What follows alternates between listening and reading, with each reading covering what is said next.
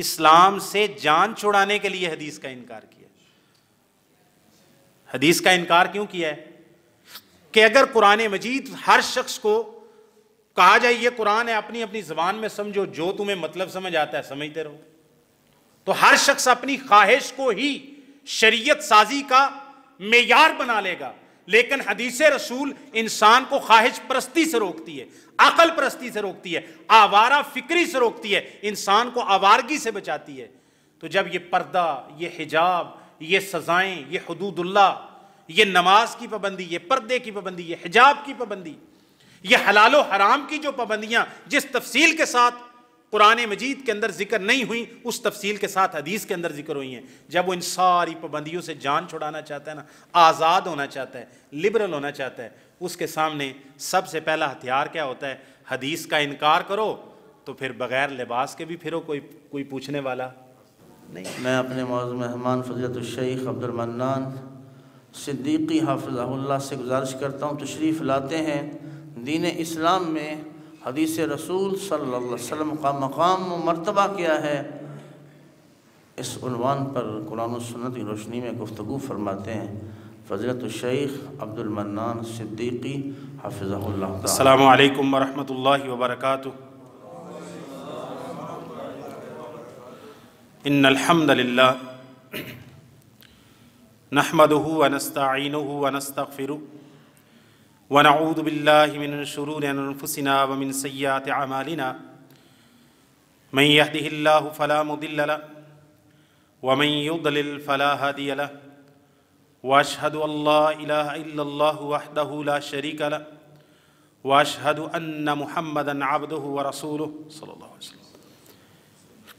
یا ایها الذین آمنوا اتقوا اللہ وقولوا قولا سدیدا يصلح لكم اعمالكم ويغفر لكم ذنوبكم ومن يطع الله ورسوله فقد فاز فوزا عظيما. اما بعد فإن خير الحديث كتاب الله وخير الهدي هدي محمد صلى الله عليه وآله وسلم وشر الأمور محدثاتها وكل محدثة بدعة وكل بدعة ضلالة.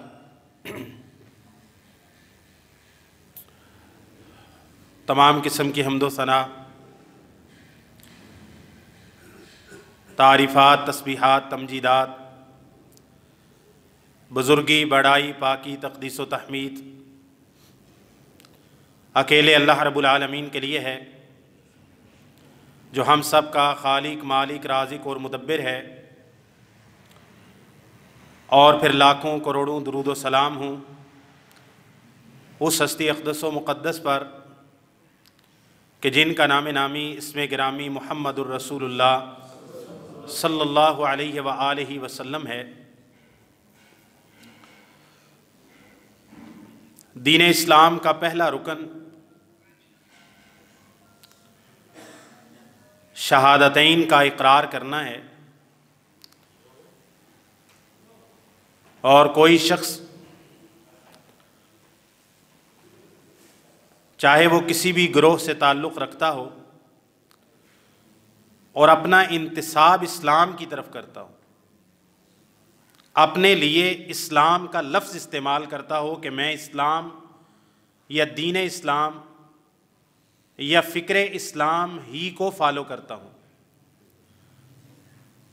وہ شخص اس بات کا انکار نہیں کرتا کہ دین اسلام کا سب سے پہلا رکن یا دین اسلام میں داخل ہونے کے لیے سب سے پہلے جس چیز کا اقرار انسان کو کرنا ہوتا ہے وہ اللہ تعالیٰ کی وحدانیت کا اقرار ہے، اور جناب محمد کریم صلی اللہ علیہ وسلم کی نبوت و رسالت کا اقرار کرنا ہے. جبریل امین علیہ السلام نبی کریم صلی اللہ علیہ وسلم کے پاس تشریف لائے. صحیح بخاری کے اندر یہ حدیث موجود ہے، اس کو حدیث جبریل کے نام سے تعبیر کرتے ہیں. جبریل امین نے رسول اللہ صلی اللہ علیہ وسلم سے بنیادی طور پر اس آمد میں 4 سوالات کیے۔ ان میں سے پہلا سوال یہ تھا، اخبرنی عن الاسلام، مجھے اسلام کی بابت بتائیے، اسلام کے بارے میں خبر دیجیے کہ اسلام کیا ہے۔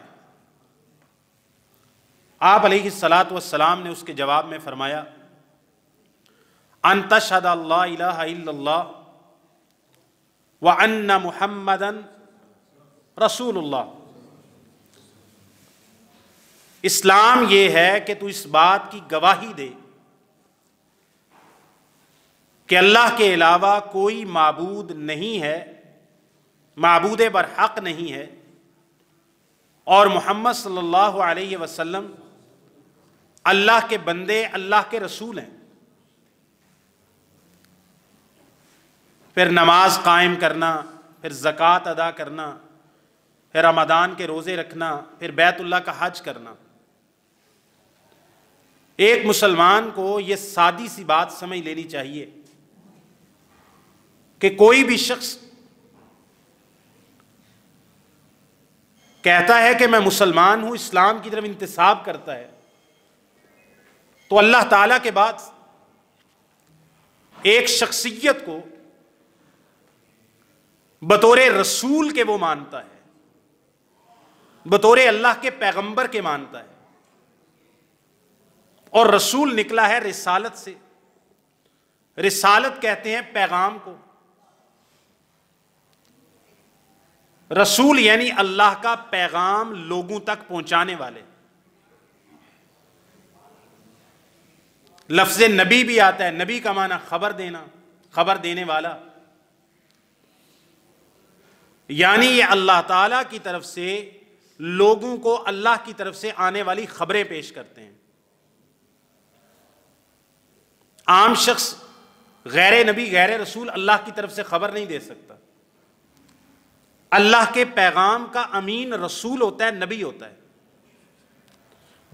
جب ہم کلمہ پڑھتے ہیں، جب ہم مسلمان ہوتے ہیں، یا کوئی بھی شخص جو آج عیسائی ہے، یہودی ہے، ہندو ہے، سکھ ہے، غیر اسلام پر ہے، جب وہ اسلام قبول کرتا ہے تو ہم اسے بنیادی طور پر 2 چیزوں کا اقرار کرواتے ہیں کہ اللہ تعالیٰ کی عبادت کرنا ہے، اللہ کے ساتھ شرک نہیں کرنا، اور دوسرا کہ محمد کریم صلی اللہ علیہ وسلم کو بطور رسول کے، بطور نبی کے، بطور اللہ کے پیغمبر کے پیغام لانے والے کے تسلیم کرنا ہے، کہ جو بھی وہ بطور دین کے ہمیں عطا کریں اس کو ماننا میرے لیے لازم ہوگا۔ میں آج سے اپنے آپ کو اقوال رسول صلی اللہ علیہ وسلم کا، افعال رسول صلی اللہ علیہ وسلم کا، تقریرات رسول صلی اللہ علیہ وسلم کا، آپ صلی اللہ علیہ وسلم جو مجھے حکم دیں گے میں اس کو کرنے کا پابند ہوں گا، اور جس سے مجھے رسول اللہ صلی اللہ علیہ وسلم روکیں گے میں اس سے رکنے کا پابند ہوں گا۔ اس بات کا اقرار کر کے وہ شخص عیسائی سے مسلمان ہوتا ہے، یہودی سے مسلمان ہوتا ہے، سکھ اور ہند سے دائرہ اسلام کے اندر داخل ہوتا ہے۔ نبی کریم صلی اللہ علیہ وسلم کی حیثیت بعض لوگوں کے نزدیک جو اپنا انتساب اسلام کی طرف کرتے ہیں، ان کے نزدیک نبی کریم صلی اللہ علیہ وسلم کی حیثیت نعوذ باللہ صرف ایک قاصد کی سی ہے، ایک پوسٹ مین کی سی ہے، کہ اللہ تعالیٰ کا ایک پیغام تھا قرآن مجید، انہوں نے ایز اٹ از لا کے امت کے سامنے پیش کر دیا قرآن مجید کی صورت میں، بھئی یہ میں نے دے دیا ہے، اب جس کا جو فہم، جو سمجھ، جو اس کی عقل، جو اس کا اپنا اجتہاد کہتا ہے، وہ قرآن مجید کو اپنے اپنے حساب سے مانے جاؤ۔ رسول بیچ میں سے نکل گئے، اب یہ اللہ کا کلام ہے قرآن مجید، بسم اللہ کی بات سے لے کر والناس کی سین تک، اب آپ عربی ہو، آپ اجمی ہو، آپ عالم ہو، غیر عالم ہو، رسول کی حیثیت اتنی ہے بس۔ اب رسول کی حیثیت ختم ہو گئی، اب ہر شخص اپنی جگہ پر، ہر شخص اپنی جگہ پر قرآن مجید کا مفسر بھی ہے، ہر شخص قرآن مجید کے معانی اور مفاہیم کو سمجھنے میں آزاد ہے۔ ان لوگوں کو معاشرے کے اندر منکرین حدیث سے تعبیر کیا جاتا ہے، لیکن یہ میں پہلی دفعہ تعبیر اختیار کرنے لگا ہوں، کسی کتاب میں بھی نہیں پڑھی۔ اس تعبیر کا مجھے آپ خالق کہہ سکتے ہیں، ان کے لیے تعبیر میں اختیار کرتا ہوں، یہ منکرین رسول ہیں، یہ رسول کے منکر ہیں، یہ رسول کی حیثیت رسالت کے منکر ہیں۔ اللہ تعالیٰ قرآن مجید کے اندر ارشاد فرماتے ہیں لَقَدْ كَانَ لَكُمْ فِي رَسُولِ اللَّهِ أُسْوَةٌ حَسَنَةٌ لِمَنْ كَانَ يَرْجُو اللَّهَ وَالْيَوْمَ الْآخِرَ وَذَكَرَ اللَّهَ كَثِيرًا۔ یہ لام تاکید کا بھی ہے، قسم کا بھی ہے، گویا کہ قسمیہ بات ہے، تاکید کے ساتھ اللہ تعالیٰ ارشاد فرما رہے ہیں لَقَدْ كَانَ لَكُمْ فِي رَسُولِ اللَّهِ أُسْوَةٌ حَسَنَةٌ۔ رسول صلی اللہ علیہ وسلم میں تمہارے لیے بہترین نمونہ ہے، اسوہ حسنہ ہے، اس شخص کے لیے جو اللہ تعالیٰ کی امید رکھتا ہے اور آخرت کے دن کے اچھے انجام کی امید رکھتا ہے، وَذَكَرَ اللَّهَ كَثِيرًا، اور کثرت سے اللہ تعالیٰ کو یاد کرتا ہے۔ رسول اس کے لیے اسوہ ہیں، رسول کے فرامین، رسول صلی اللہ علیہ وسلم کے اقوال، آپ کے افعال، آپ کی حدیث، آپ کی سنت، آپ کی زندگی، آپ کی سیرت قرآن مجید کی سائد سے پتہ چلتی ہے اللہ نے اس کے لیے نمونہ بنائی ہے، اس کے لیے ماڈل بنائی ہے، اس کے لیے اللہ تعالیٰ نے اسوہ حسنہ بنائی ہے، جو آخرت کے دن پر بھی ایمان لاتا ہے اور اللہ تعالیٰ سے اچھے بدلے کی امید رکھتا ہے اور اللہ تعالیٰ کو کثرت سے یاد کرتا ہے۔ جو بندہ اللہ کی امید نہیں رکھتا، آخرت کی امید نہیں رکھتا، اللہ کو کثرت سے یاد نہیں کرتا، رسول اللہ صلی اللہ علیہ وسلم اس کے لیے اسوہ نہیں ہے۔ اسوہ کا مطلب ہوتا ہے نمونہ، مثال، جس کو دیکھ کر آپ اس کو فالو کرتے ہیں، اس کی پیروی کرتے ہیں۔ پہلا سوال ہے، قرآن مجید میں رسول اللہ صلی اللہ علیہ وسلم کو اسوہ قرار دیا جا رہا ہے، اگر رسول اللہ صلی اللہ علیہ وسلم کی زندگی آپ جو فرمائیں، آپ جو کریں، دین کے طور پر آپ کے سامنے جو کام کیا جائے اور آپ صلی اللہ علیہ وسلم اس کو باقی رکھیں، جاری رہنے دیں، اجازت دیں، اگر اس کی کوئی آئینی، کوئی دستوری، کوئی تشریع، کوئی شرعی حیثیت نہیں ہے تو بتایا جائے کہ قرآن مجید کے اندر جو رسول اللہ صلی اللہ علیہ وسلم کو آخرت پر ایمان لانے والے، اللہ پر ایمان لانے والے، اللہ کا ذکر کرنے والوں کے لیے اسوہ حسنہ قرار دیا ہے، یہ کس معنی کے اندر ہے؟ اسوہ حسنہ کا کیا معنی ہے؟ کہ رسول کی نماز، رسول صلی اللہ علیہ وسلم کا حج، آپ صلی اللہ علیہ وسلم نے کسی کام کا حکم دیا، کسی کام سے منع کیا، اس کی کوئی حیثیت نہیں ہے۔ منکرین حدیث، جن کو میں کہتا ہوں منکرین رسول، منکرین رسالت، اس کے لیے ایک اور لفظ بھی استعمال کرتے ہیں، ملحدین، اس کے لیے ایک اور مشکل لفظ استعمال کرتے ہیں، زندیق۔ یہ الفاظ کیوں استعمال کر رہا ہوں؟ ایک تو اس لیے استعمال کر رہا ہوں کہ جس شخص کے اندر جتنی گندگی پائی جائے اس کو اتنی کراہت کے ساتھ ذکر کرنا ضروری ہوتا ہے۔ اس کا ادب و احترام کے ساتھ نام لے تو لوگ سمجھتے ہیں بڑا محقق آدمی ہے کوئی، اور اس سے کوئی غلطی ولطی ہو گئی ہے، ٹھیک ہے، موضوع کسی دوسری طرف نہ نکل جائے۔ ایک بندے کا نام ہے ابن عربی، محی الدین ابن عربی، اس کو لوگ نا شیخ اکبر کے نام سے یاد کرتے ہیں۔ کیا کہتے ہیں؟ سنے ہیں کہ لفظ سنے ہیں شیخ اکبر؟ ہاں، صوفیاء نے شیخ اکبر، وہ دے تو بڑا شیخ صوفیاء گزرے ہی کوئی نہیں۔ وحدت الوجود کے عقیدے کو پورے طور پر بیان کرنے والا اور اس کا خالق بھی کہا جاتا ہے، پہلے سے چلا، ارسطو افلاطون سے چلا آ رہا تھا، لیکن اس نے اس کو ذرا پالش کر کے بیان کیا۔ کہتا ہے فرعون کامل ایمان والا تھا۔ کیا کہتا ہے؟ فرعون کامل ایمان والا تھا، ٹھیک ہے۔ کہتا ہے فرعون کامل عارفین میں سے تھا، ٹھیک ہے۔ تو بہرحال اب کہنے کا مقصد یہ ہے کہ شیخ ابن عربی میں بھی کہوں تو آپ میں سے کوئی کہے گا وہ عربی ابن عربی کو بڑا بڑی شے ہے کوئی، اس کو کراہت کے ساتھ ذکر کرنا ضروری ہے تاکہ لوگ دھوکے میں نہ پڑ جائیں۔ کئی لوگوں کو نا زبان کے ادب کا ایسا چسکا لگا ہوتا ہے، چاہے کسی گمراہ شخص کو بھی ذکر کرنا نا تو پورے ادب و احترام کے اندر مرزا غلام احمد قادیانی صاحب فرماتے ہیں، وہ صاحب لا دیتا، بندہ کہتا یار نال فرمانا کہہ رہے نے، اس کو کراہت کے ساتھ ذکر کرنا ضروری ہے، اور یہ اللہ تعالیٰ کی سنت ہے۔ اللہ نے فرعون کو، حامان کو، اللہ تعالیٰ نے ان کو کراہت کے ساتھ اور شدید الفاظ کے ساتھ اس کی اللہ تعالیٰ نے مذمت فرمائی ہے۔ تو بہرحال زندیق اس شخص کو کہتے ہیں جو دین اسلام کے خلاف کسی چیز کو دین اسلام بنا کے پیش کرے، اس کو زندیق کہتے ہیں۔ اس کی مثال یوں ہوتی ہے کہ ایک شخص اپنے شراب لے کے آئے، خمر لے کے آئے، اور اس کو کہے کہ یہ انار کا جوس ہے، وہ کہے کہ یہ دودھ کی طرح حلال ہے۔ ایک شخص کہتا ہے یہ شراب ہے، یہ حرام ہے۔ ایک شخص کہتا ہے یہ دودھ ہے، یہ حلال ہے۔ ایک شخص دودھ کی طرح شراب کو حلال کہتا ہے، اس کو کہتا ہے زندیق، جو غیر اسلام کو اسلام بنا کے پیش کرتا ہے۔ فتنہ انکار حدیث، دوسری صدی ہجری کے شروع میں ہشام بن عبد الملک الاموی، اس کے دور میں ایک شخص آیا جہم بن صفوان، اس نے صفات باری تعالیٰ کا انکار کیا کہ اللہ تعالیٰ کی جو صفات ہیں نا، اللہ تعالیٰ سمیع ہے، اللہ بصیر ہے، اللہ علیم ہے، یہ اللہ تعالیٰ کی صفات نہیں ہیں۔ ان صفات کو مانا جائے تو اللہ تعالیٰ کی مخلوق کے ساتھ تشبیہ لازم آئے گی۔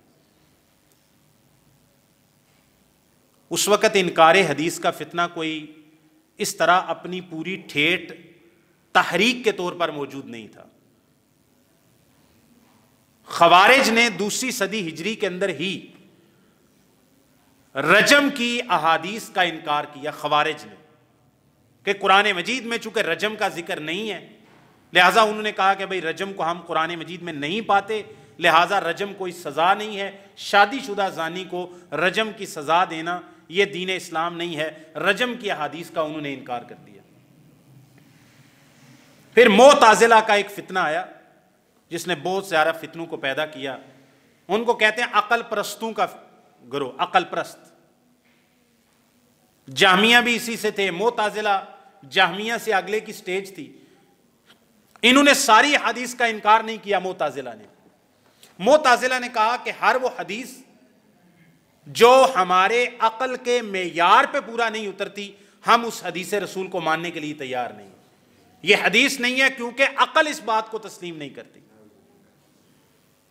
یعنی ان کی عقل اس بات کا پیمانہ، ترازو اور معیار ہے کہ رسول اللہ صلی اللہ علیہ وسلم کی رسالت کی، رسول ہونے کی حیثیت کو ایک شخص کی عقل یہ طے کرے گی کہ آیا اس کو فرمان رسول کے طور پر مانا جا سکتا ہے یا پھر میری عقل کہتی ہے کہ اس کو نہیں مانا جا سکتا۔ یہ فتنہ معتزلہ کا، اس نے بڑی بڑی خرابیاں پیدا کی۔ بنیادی طور پر ارسطوی منطق سے، افلاطونی منطق سے، یونانی منطق سے یہ لوگ متاثر ہو کے عقل پرست آئے۔ انہوں نے بہت زیادہ چیزوں کا اور حدیث کے انکار کا ایک دروازہ کھولا، لیکن علماء الحمدللہ، اسلام اس وقت غالب تھا، اسلامی حکومتیں کسی نہ کسی سطح پر الحمدللہ موجود تھیں، چاہے وہ عباسی دور ہو چاہے اموی دور ہو، تو یہ اس طرح چل نہیں سکے۔ محدثین کی، مفسرین کی، علماء کی ایک جماعت موجود تھی۔ شرق سے لے کے غرب تک اسلام اتنا غالب تھا کہ یہ لوگ آٹے میں نمک کے برابر تھے۔ اگر کہیں انہوں نے فتنہ بازی کی کوشش کی، جیسے خلق قرآن کے مسئلے کے اندر، اور امام احمد ابن حنبل رحمہ اللہ کو کوڑے مروائے، تو وہ 10-20 سال کا ایک عرصہ تھا، وہ آیا اور گزر گیا، اور مسلمان اسلام اسی طرح پھر غالب آ گیا۔ تو یہ دب گیا فتنہ، کوئی اتنا زیادہ اس وقت اس کو شہرت نہیں مل سکی سوائے کتابوں میں۔ پھر معتزلہ کا دوسرا دور آتا ہے۔ معتزلہ کا دوسرا دور شروع ہوتا ہے عقل پرستوں کا 13ویں صدی ہجری کے اندر، اور اس کا مقام پیدائش ہوتا ہے بد نصیبی کے ساتھ برِ صغیر پاک و ہند۔ برِ صغیر پاک و ہند کے اندر ایک شخص پیدا ہوتا ہے جس کو لوگ سر سید احمد خان کے نام سے یاد کرتے ہیں۔ بہت محترم شخصیت ہے، بڑی بزرگ شخصیت ہے وہ. مطالعہ پاکستان نے اس کو نبی نہیں بنایا، باقی سب کچھ ہی انہوں بنا سڑیا.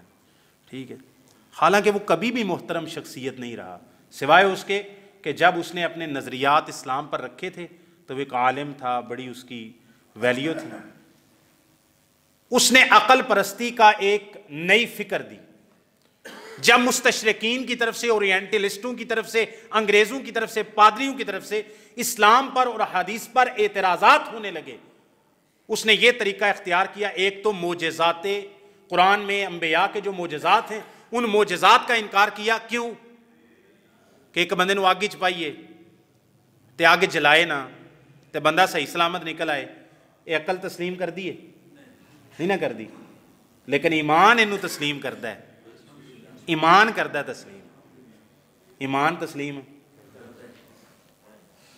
کوئی شخص رات کے کسی پہر میں اٹھے، حتیم بیت اللہ کے پاس وہاں پر لیٹا ہو، سویا ہو، اس کے پاس ایک فرشتہ آئے، ایک سواری ہو براق کی، وہ لائی جائے، وہ راتوں رات بیت المقدس پہنچے. شام کی سرزمین 1 مہینے کی پیدل یا اونٹوں میں مسافت ہے، اور پھر وہاں سے 7ویں آسمان تک جائیں، پھر واپس آ جائیں، اور وہ رات اسی طرح باقی ہو. عقل تسلیم کرتی ہے؟ ایمان تسلیم کرتا ہے؟ ایمان تسلیم کرتا ہے. ہدی للمتقین، قرآن ہدایت ہے کن کے لیے؟ متقین کون ہوتے ہیں؟ الذین یؤمنون بالغیب، جو ہر چیز پر ایمان لانے کے لیے اس کے مشاہدے کا مطالبہ نہیں کرتے. مشاہدے کا مطالبہ کنہوں نے کیا تھا؟ بنی اسرائیل نے. انہوں نے کہا کہ اے موسیٰ لن نؤمن لک حتی نری اللہ. موسیٰ اتنی دیر تک ہم ایمان نہیں لائیں گے، بن دیکھے ایمان نہیں لائیں گے، غیب پر ایمان نہیں لائیں گے جب تک ہم اللہ کو اپنے سامنے دیکھ نہیں لیتے، آنکھوں کے ساتھ مشاہدہ نہیں کر لیتے. ہم موسیٰ تیری باتوں پہ ایمان لانے والے نہیں ہیں. مشاہدہ ایمان میں شرط. جنت ہم نے دیکھی ہے؟ ہم میں سے کسی نے؟ ہمارا ایمان ہے. جہنم میں ہم میں سے کسی نے دیکھی ہے؟ سب سے بڑھ کر اللہ کو کسی نے دیکھا ہے؟ نہیں دیکھا. اللہ کو تو رسولوں نے بھی نہیں دیکھا. موسیٰ علیہ السلام نے کہا کہ میں دیکھنا چاہتا ہوں، اللہ تعالیٰ نے فرمایا لن ترانی، ہرگز اس دنیا میں تو جاگتی آنکھوں کے ساتھ یہ دیدار ممکن ہی نہیں. اللہ پر ایمان ہے نا. اس کا مطلب یہ نکلا کہ ایمان لانے کے لیے رسول کی بات پر یقین کیا جاتا ہے. بس آمنا و صدقنا، ہم نے سن لیا، ایمان لائے اور اس کی تصدیق کی. سمعنا و اطعنا. اللہ تعالیٰ قرآن مجید کے اندر ارشاد فرماتے ہیں، آگے ذکر کرتا ہوں. معتزلہ کا دوسرا دور آیا 13ویں صدی ہجری کے اندر، جس کا مقام پیدائش برصغیر پاک و ہند ٹھہرا، اور مسلمان اس وقت مغلوبیت کی حالت میں تھے. اس نے کئی فتنے پیدا کیے. پچھلے اپنے ایک درس کے اندر ایک فتنے کا تذکرہ کیا تھا، فتنہ قادیانیت، فتنہ انکار ختم نبوت. وہ بھی انگریز دور کے اندر پیدا ہوا. یہ فتنہ انکار حدیث، اس کی داغ بیل ڈالی گئی. معتزلہ کے بعد یہ دوسرا معتزلہ کا دور آیا. تو سر سید احمد خان کا بنیادی نظریہ تھا نیچرسٹ. اس کو نیچرسٹ کہتے ہیں. وہ کہتے ہیں کہ یار یہ بات جو ہے نا، بندہ آگ میں جائے، فزکس کے لا نہیں مانتے، نیچر نہیں مانتی، فطرت نہیں مانتی. ایک بندہ یہاں سے اٹھے اور وہ جا کے وہ آسمانوں کی سیر کرائے، نہیں مانتے. اچھا معراج کا ذکر تو، اسراء کا ذکر قرآن میں ہے، تو قرآن کا انکار کیسے کر سکتے ہیں سر سید؟ کر سکتے ہیں. ہاں، انہیں آکھے یہ خواب دا تذکرہ سی گال سمجھ آئی جے. قرآن مجید کے اندر جو معجزات انبیاء کے آئے، تو اب یہ تو نہیں کہتے بھئی قرآن کی آیت ہم نہیں مانتے. حدیث سے تو انہوں نے پیچھا ہی چھڑا لیا نا. حدیث میں ہے تو کہتے ہیں نہیں حدیثیں کوئی حجت نہیں ہے. یہ لوگوں کی باتیں ہیں، 200 سال بعد لکھی گئی ہیں، 100 سال بعد لکھی گئی ہیں. یہ اجمی سازش ہے. یہ سارے سینٹرل ایشیا کے محدثین ہی کیوں پیدا ہوئے؟ عرب کے محدثین کدھر گئے؟ وہ ایسی باتیں بنا کے حدیث ظنی ہوتی ہے، راویوں کی جمع کرتا ہے. آپ قرآن کے بارے میں تو یہ نہیں کہہ سکتے. تو اسراء کا ذکر تو قرآن میں بھی ہے. اب اس کو کیا کہا؟ جو چیز قرآن مجید میں آ جائے اس کی کوئی تعویل یا انکار نہ کر سکیں تو اس کے بارے میں منکرین حدیث کیا کہتے ہیں؟ عقل پرست اس کے بارے میں کیا کہتے ہیں؟ کہتے ہیں اے خواب دا تذکرہ سی. اے خواب آئی ہے. آپ یہاں پر بیٹھے بیٹھے خواب میں انسان بہت کچھ دیکھ لیتا ہے. تو کہتے ہیں یہ رسول اللہ صلی اللہ علیہ وسلم کی جو معراج تھی یہ جسد انصری کے ساتھ حقیقی طور پر نہیں ہوئی رسول اللہ صلی اللہ علیہ وسلم کو، بلکہ کیسے ہوئی؟ خواب میں۔ اللہ تعالیٰ نے قرآن مجید میں ابراہیم علیہ السلام کا ذکر کیا ہے، اصل میں عقل پرستوں کا آپ کو مذہب سمجھا رہا ہوں، انکار حدیث پر بعد میں آؤں گا، تمہید سمجھ آ جائے کہ ان کا اصل میں دماغی مسئلہ کیا ہے۔ ابراہیم علیہ السلام کا تو آگ میں کودنے کا، یعنی ان کو آگ میں پھینکے جانے کا ذکر قرآن میں ہے، تو پھر انکار کیسے کیا؟ سر سید نے کہا بھائی، میں پیچھے بھی کرے بیان کیتا سی، سر سید نے کہا بھئی یہ جڑا ذکر ہے نا اگ دا قرآن وچ، کہندا ہے یہ اصل اگ نہیں سی، اے سینیاں دے اندر جڑی دشمنی دی اگ جل رہی ہے نا، اللہ نے انہوں کیا ہے کہ ابراہیم ہم نے آپ کو بچا لیا، ان کی دشمنی کی آگ سے آپ کو نکال کے ہم نے بچا دیا، ورنہ ان کی دشمنی کی جو آگ بھڑک رہی تھی نا وہ آپ کو کہیں ہلاک نہ کر دیتی ہو رہی ہے۔ موسیٰ علیہ السلام نے عصا پھینکا، پتھر پہ مارا، فاضرب بعصاک الحجر، 12 چشمے نکلے، ہم ان کو حقیقی طور پر 12 چشمے مانتے ہیں۔ سر سید نے کہا ذکر قرآن میں آ گیا، ان کی کراں حدیث نو تے میں کہا بھئی یہ کوئی شے ہی نہیں، قرآن نو تے نہیں کہہ سکتا، یہ تو سیدھا سیدھا لوگ منو کہن گے بھئی قرآن دا ہی منکر ہے، تو پھر گل پیچھے کیڑی رہ گئی۔ انہیں آکھیا بھئی فاضرب، زارا بھئی یضرب دا مطلب ہوندا ہے ایک معنی یہ بھی ہوندا ہے بھئی چل، انہیں کہا فاضرب، اے موسیٰ تو چل، بے عصا کا، اپنی لاٹھی کے سارے، الحجارہ، اے پہاڑ تے چلدا جا لاٹھی دے سارے، اگے گئے تے فن فجرت، اگے 12 چشمے آئے، اے چشمے نکلنا لاٹھی مار کے کیڑا معجزہ ہو گیا۔ گل سمجھ آئی جی؟ نویں گل، موسیٰ علیہ السلام جب پہنچے فرعون کو، اللہ تعالیٰ پیچھے سے فرعون آیا اور اللہ تعالیٰ نے فرعون کو ہلاک کرنا تھا، اللہ تعالیٰ نے قرآن مجید کے اندر فرمایا کہ عصر بعبادی، رات کو میرے بندوں کو لے کے نکل۔ موسیٰ علیہ السلام نکلے، آگے دریا آ گیا، کیا کریں، سمندر ہے، دریا ہے، پل کوئی نہیں ہے، بند کوئی نہیں ہے، اللہ تعالیٰ نے فرمایا کہ اپنا عصا مارو، تو کتنے رستے بنے؟ 12۔ فرعون کہندا ہے انج عصا، فرعون ہی ہے ویسے وہ بھی، سر سید کہندا ہے انج رستے بندے، فطرت نہیں مانتی، فزکس کے لا نہیں مانتے۔ انہیں آخیا پھر کی ہویا سی؟ انہیں آخیا یہ چاند دی پتہ نہیں کیڑی تاریخ نو 13ویں ہے کوئی، اسی معاشرتی علوم وچ پڑھیا ہن بھول گیا، انہیں آخیا مد و جزر ہوندا ہے، چاند تے سورج دا کوئی رات دے وقت کی ہوندا ہے وہ لہراں لہ جاندیاں نے، اتر جاندیاں نے، اتار چڑھا ہوندا ہے۔ جدوں موسیٰ علیہ السلام اتھے پہنچے نا تے سمندر وچ مد و جزر ہویا سی، کی ہویا سی؟ مد و جزر ہویا سی، اور رستے بن کے گزر گئے، تے جدوں وہ گزرے تے مد و جزر لہ گیا سی، فرعون ڈوب گیا۔ گل سمجھ آئی؟ اللہ کی قسم یہ فرعون، یہ جو باتیں میں کہہ رہا ہوں، یہ معتزلہ کے برصغیر پاک و ہند کے اندر امام، بلکہ ان کے بانی، بلکہ برصغیر پاک و ہند کے اندر معتزلہ کے جد امجد، ہمارے باب آدم کو تو وہ مانتا نہیں ہے، لہٰذا ہم نے کہا کہ معتزلہ کے جد امجد، ملحدین کے جد امجد سر سید نے یہ بات اپنی تفسیر میں لکھی، میں اس پہ جھوٹ نہیں باندھ رہا۔ آخری مثال دیتا ہوں، آدم علیہ السلام، جو میں نے کہا نا آدم علیہ السلام، تفسیر میں اللہ کی قسم سورہ البقرہ کے اندر، میرے پاس PDF میں اس کی تفسیر ہے، چھپی ہوئی مجھے کہیں ملی نہیں ہے، میں نے کوشش کی ہے، ابھی بھی کوشش میں مل جائے، کیونکہ وہ حوالہ ہوتا ہے نا، کوئی بندہ پوچھ ہی لینا ہے، وہ مطالعہ پاکستان کو کوئی بہت بڑا الہام سمجھتا ہے نا، وہ آندا اسی مطالعہ پاکستان پڑھاندیاں سانوں عمر گزر گئی ہے، تے مولوی صاحب تسی آ کے سر سید ہو، اسی تو انہوں انی وڈی ہستی سمجھتے، تسی آ کے وہ بیڑا کر چھڑیا پھڑ کے، ٹھیک ہے، تو پھر وہ واسطے پھر حوالے واسطے ضرورت ہوتی ہے۔ PDF میں میرے پاس ہے اس کی تفسیر، اس میں لکھا ہوا ہے جو سورہ البقرہ میں آدم کا ذکر ہے نا کہ آدم علیہ السلام کو بنایا، اللہ کی قسم یہ سر سید کے الفاظ ہیں، کہتے ہیں یہ جو باوا آدم، کیا لفظ اس نے بولے ہیں؟ باوا آدم، یہ لفظ ہیں اس کے، اردو کے اندر یہ باوا آدم، باوا کے لفظ بولنا یہ توہین کے لیے بولے ہیں اس نے کہا یہ جو مسجد کے ممبر پر یا مسجد کے اندر مولوی کے ہاں اور عام لوگوں میں جو باوا آدم کے نام سے مشہور ہے، اس نام کی کوئی شخصیت موجود ہے؟ آدم علیہ السلام کوئی شخصیت نہیں ہے، وہ ڈارون کے نظریہ ارتقاء سے، ایوولوشن تھیری سے وہ متاثر تھا کہ یہ کسی ایک انسان سے تخلیق نہیں ہوئی کائنات، بلکہ کوئی ایسے جونک نما کوئی چیز تھی، ساحل سمندر پر نمودار ہوئی، پھر بڑھتے بڑھتے وہ چمپینزی بنے، تو اس سے پھر کرتے کرتے ارتقاء ہوتے ہوتے انسان بن گیا۔ اس نے کہا یہ باوا آدم کسی شخصیت کا نام نہیں ہے، یہ میں نے 4-5 مثالیں دی ہیں. یہ عقل پرستی. اللہ تعالیٰ قرآن مجید میں آدم علیہ السلام کو ایک شخصیت کے طور پر ذکر کرتا ہے, لیکن عقل مانتی اس کی. ساڈی تے عقل بھی مندی ہے, ساڈی تے عقل دے بھی خلاف ہے. یہ جنیاں چیزاں میں کہی ہیں نا بھائی فلانی چیز نو آگے عقل مانتی ہے, وہ میں نے کہا ہے کہ عام بندہ مطلب جو مومن نہیں ہے, یہ جتنی باتیں کی ہیں ان کو ہماری عقل بھی تسلیم کرتی ہے. جب ہم ایمان لے آئے تو ایمان عقل کے خلاف نہیں ہوتا. ہاں ایمان مشاہدہ ضروری نہیں ہوتا اس کے لیے.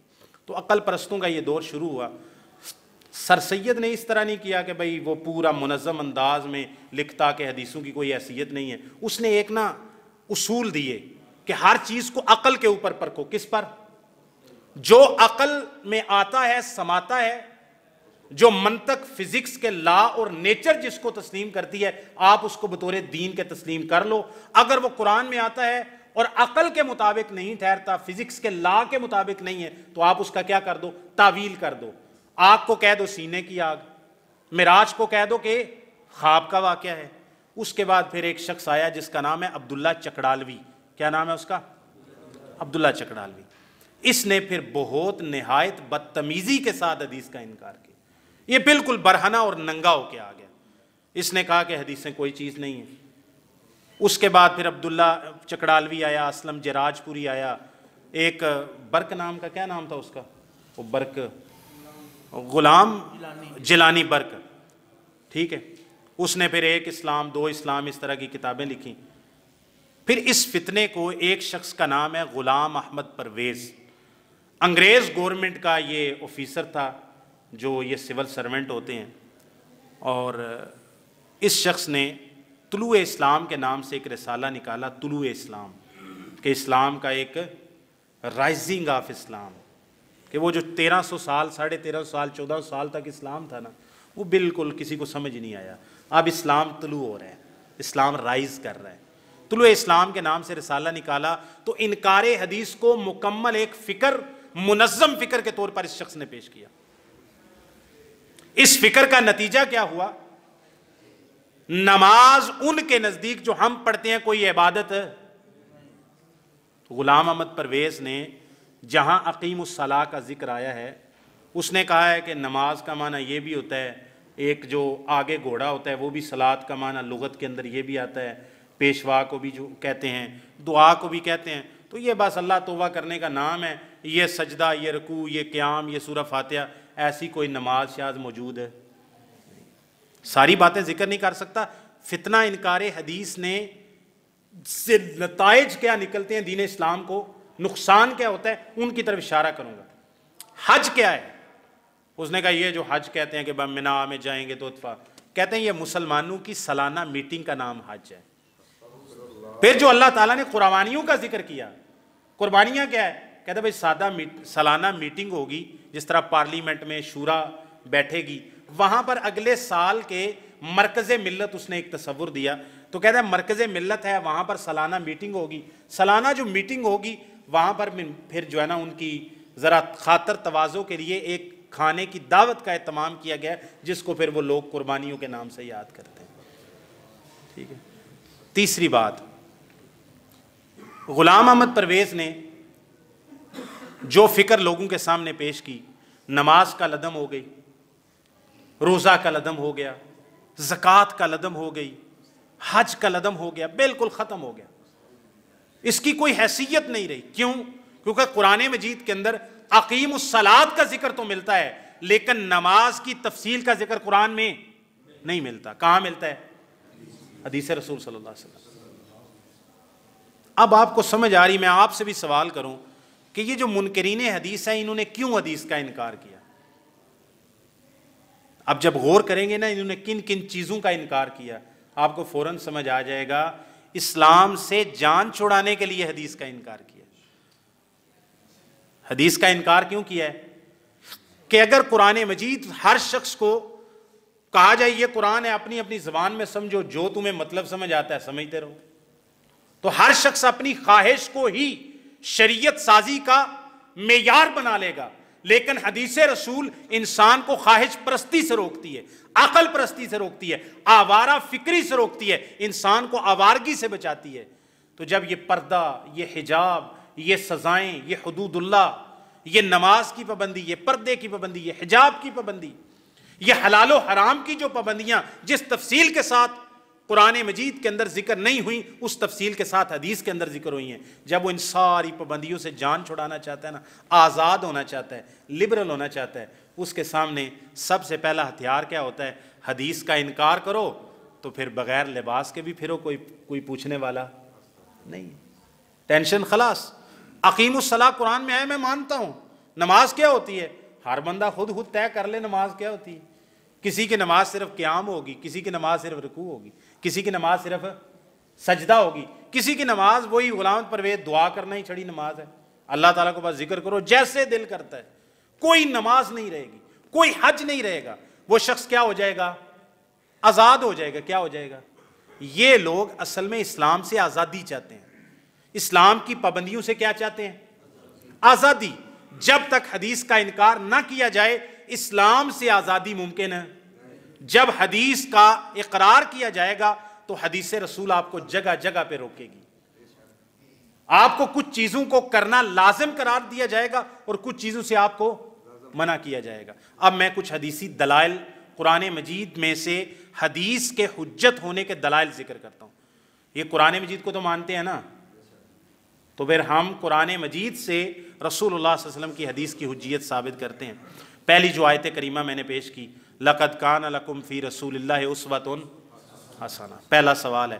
آج میں گلاں نہ ذرا جھٹکیاں کر رہے ہیں، ٹھیک ہے، ایک مرتب انداز ہی خطابت نہیں، بس چل دے جاؤ، کسی نے سمجھ آوے نہ آوے، ٹھیک ہے۔ یہ جو آیت کریمہ ہے اے ہر بندے نو یاد ہے، ہر مسلمان نو۔ کوئی بندہ آپ سے کہے بھائی حدیث کوئی شے نہیں ہے، آپ نے آگے سے کیا پڑھ دینا ہے؟ لَقَدْ كَانَ لَكُمْ فِي رَسُولِ اللَّهِ أُسْوَةٌ۔ بھائی اگر رسول اللہ صلی اللہ علیہ وسلم کی بات، آپ کا قول، آپ کی سنت کی کوئی شرعی حیثیت نہیں ہے تو رسول اللہ صلی اللہ علیہ وسلم ہمیں بتایا جائے، بتاؤ کہ رسول اللہ کو اسوہ کیوں کہا گیا ہے؟ آپ کی نماز، آپ جیسے نماز پڑھ رہے ہیں وہ نماز ہمارے لیے حجت نہیں، اگر نعوذ باللہ، تو پھر رسول اللہ صلی اللہ علیہ وسلم نمونہ کس بات میں ہے؟ پھر رسول اللہ نمونہ رہتے، جبکہ قرآن جس کے ماننے کا تم بھی کہتے ہو کہ قرآن حجت ہے، اس قرآن میں رسول اللہ کو کیا قرار دیا گیا؟ اسوہ حسنہ قرار دیا گیا۔ پہلی دلیل۔ دوسری دلیل، اللہ تعالیٰ قرآن مجید کے اندر فرماتے ہیں قُلْ إِن كُنتُمْ تُحِبُّونَ اللَّهَ فَاتَّبِعُونِي يُحْبِبْكُمُ اللَّهُ وَيَغْفِرْ لَكُمْ ذُنُوبَكُمْ۔ اللہ تعالیٰ کہتے ہیں اے میرے پیارے حبیب انہیں بتا دیجئے اگر تم اللہ تعالیٰ سے محبت کرتے ہو، تمہارا دعویٰ ہے کہ تم اللہ سے محبت کرتے ہو، پھر کیا پڑھنا پڑے گا؟ فَاتَّبِعُونِی، میری محمد کریم صلی اللہ علیہ وسلم کی اتباع کرو، فرما برداری کرو، میری پیروی کرو، میرے پیچھے چلو۔ اگر میرے پیچھے چلو گے تو کیا ہوگا؟ یحببکم اللہ، اللہ تعالیٰ تم سے محبت کرے گا اور اللہ تعالیٰ تمہارے گناہ معاف کر دے گا۔ اگر رسول اللہ صلی اللہ علیہ وسلم کی حدیث، آپ کی سنت، آپ کا اسوہ، آپ کی سیرت، اگر اس کی کوئی شرعی حیثیت نہیں ہے تو قرآن مجید میں اتباع رسول کا حکم کیوں دیا جا رہا ہے؟ رسول اللہ صلی اللہ علیہ وسلم کی اتباع کا ہمیں کیا دیا گیا؟ بھائی اگر رسول اللہ صلی اللہ علیہ وسلم کی حیثیت اتنی تھی کہ قرآن اترا، آپ نے لوگوں کو پہنچا دیا، اس کا معنی کیا خود سمجھو، تو پھر رسول اللہ صلی اللہ علیہ وسلم کی اتباع کا حکم دینے کی ضرورت ہے۔ اتباع کا مطلب ہوتا ہے، تابع یتبع سے نکلا ہے، باب افتعال میں چلا گیا۔ اتباع کا مطلب ہوتا ہے کہ ایک شخص آگے چل رہا ہے، آپ اس کے قدموں پر قدم رکھ کے چل رہے ہیں، بالکل اس کو فالو کر رہے ہیں، ٹھیک ہے۔ اور عربی کے اندر ایک لفظ بولا جاتا ہے طبیعن، طبی بولتے ہیں گائے کے اس نو مولود بچے کو جو اپنی ماں کے پیچھے پیچھے چلتا ہے، اس کو کہتا ہے طبی۔ طبی 1 سال تک کے بچے کو کہتے ہیں، طبی اور طبیعہ، یہ وہاں سے نکلا ہے لفظ تابعہ، اس سے باب افتعال میں گیا تو اتباع ہو گیا۔ یعنی جس طرح گائے کا بچہ، نو مولود بچہ اپنی ماں کے کیا کرتا ہے؟ پیچھے۔ وہ رسول ہیں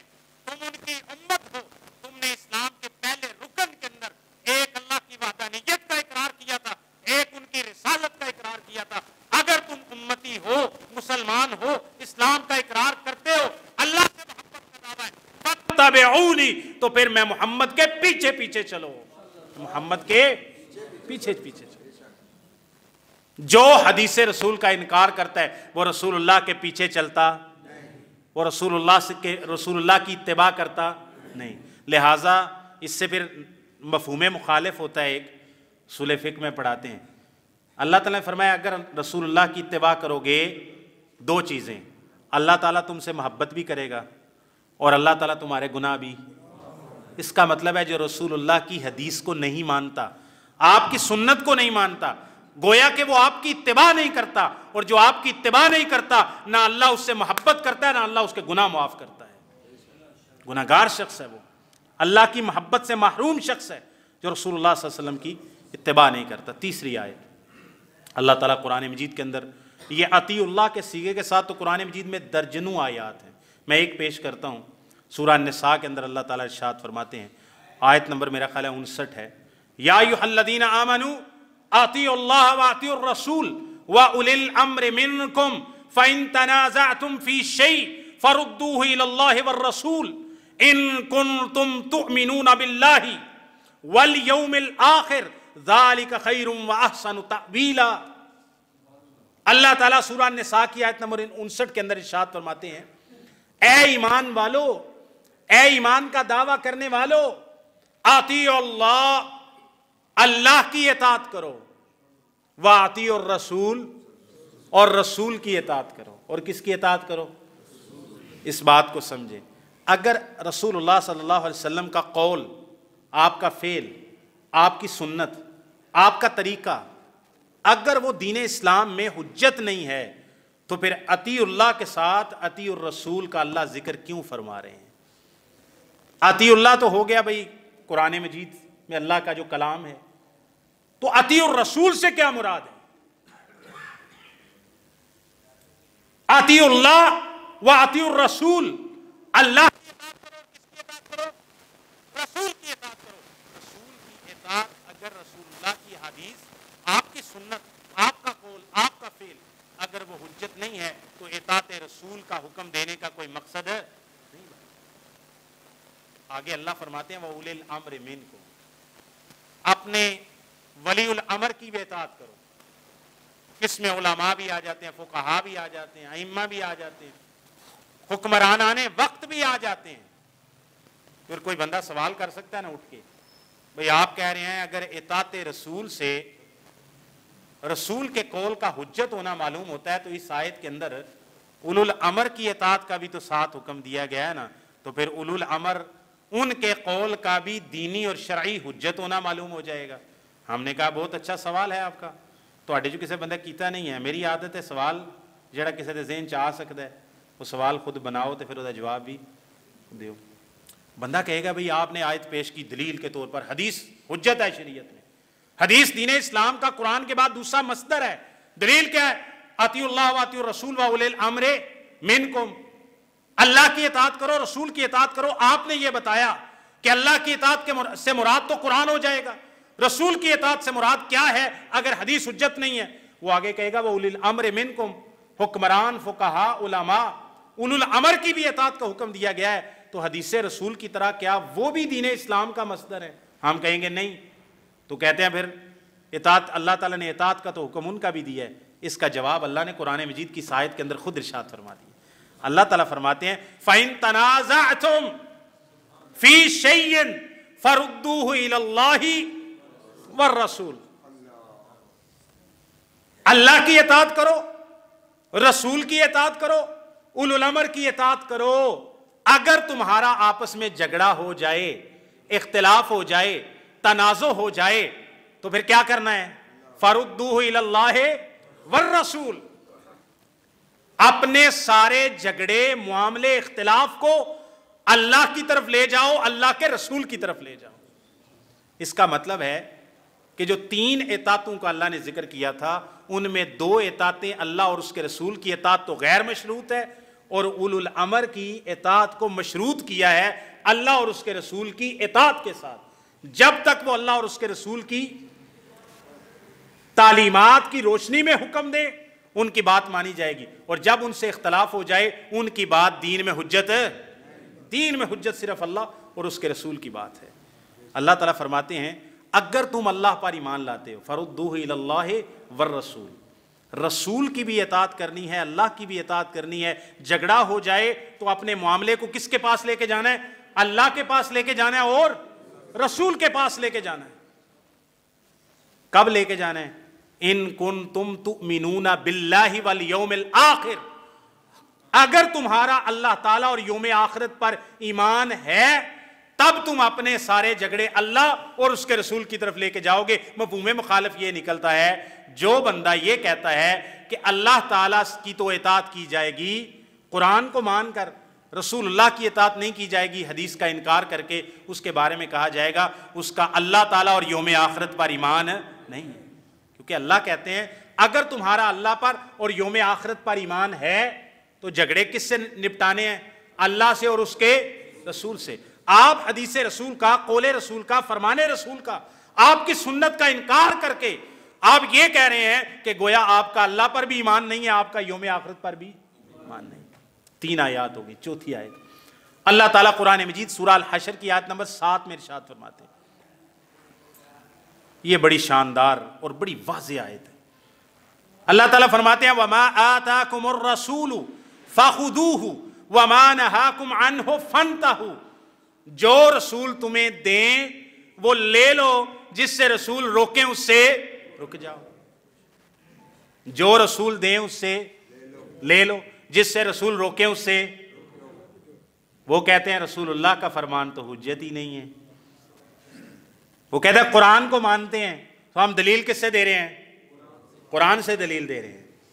کس سے دلیل دے رہے ہیں؟ قرآن مجید میں اللہ تعالیٰ فرماتے ہیں سورہ الحشر آیت نمبر 7 جو رسول دیں وہ لے لو۔ امر کا صیغہ وجوب کے لیے آتا ہے، امر یعنی کمانڈ، صیغہ دینا۔ میں کسی کو کہوں پانی لے کے آؤ تو دا مطلب یہ نہیں ہوتا وہ دل کرے لے آوے تو دل کرے نہ لے آوے، ٹھیک ہے۔ استاد اپنے طالب علم کو کہے کہ سبق سناؤ تو دا مطلب یہ نہیں بھائی دل کرے سنا لے تو دل کرے، وہ دا مطلب ہے سناؤ، لازم ہے تم پر سنانا۔ امر کا مطلب ہوتا ہے، امر کا صیغہ، کمانڈ کا جو صیغہ ہوتا ہے اس کے لیے کہتے ہیں الامر للوجوب، الامر یقتضی الوجوب۔ امر کا صیغہ وجوب اور فرضیت کا تقاضا کرتا ہے۔